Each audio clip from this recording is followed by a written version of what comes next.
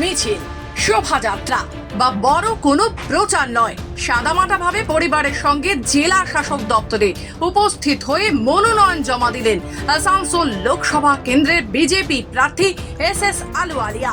আসানসোল লোকসভা কেন্দ্রের বিজেপি প্রার্থী এস আলুওয়ালিয়ার সঙ্গে যান কুলটির বিজেপি বিধায়ক অজয় পোদ্দার, বিজেপি নেতা জিতেন্দ্র তিওয়ারি, জেলা সভাপতি বাপ্পা চ্যাটার্জি। এদিন তিনি জেলা শাসক এস পেন্নাবলমের হাতে মনোনয়ন পত্র তুলে দেন। It is a fight between two ideologies, দুটা বিচারধারার লড়াই আছে। যে আমরা কি করতে চাই, দেশটাকে কিভাবে গড়তে চাই, লড়াইটা এ নয় যে কে ভালো ডায়লগ বলতে পারে আর কে ভালো বক্তৃতা দিতে পারে, কে মাটিতে বসে খেতে পারে না আর কেউ বসতে পারে না, এটা নয়। লড়াইটা হচ্ছে বিচারধারার লড়াই, যে দেশটা সশক্ত করার জন্যে, বিকশিত করার জন্যে কি করতে হবে। আমরা পিছিয়ে যাব, ব্যাকফুটে যাব, নাকি সামনের দিকে এগোবো।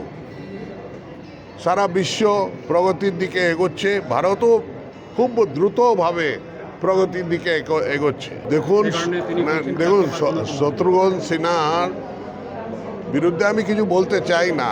তার কারণটা ছিল যে উনি তো রাজ্যসভা মেম্বার ভারতীয় জনতা পার্টির ছিলেন, উনি তো লোকসভা মেম্বার ছিলেন, উনি তো কেন্দ্রে মন্ত্রী ছিলেন, ভারতীয় জনতা পার্টির পতাকার তলায় সব কিছুই ছিলেন। গতবার উনি কংগ্রেসের টিকিটে পাটনা থেকে নির্বাচন হেরে গেছেন। ওনার স্ত্রী গতবার থেকে সমাজবাদী পার্টি থেকে রাজনাথ সিংয়ের বিরুদ্ধে দাঁড়ালেন, হেরে গেছেন।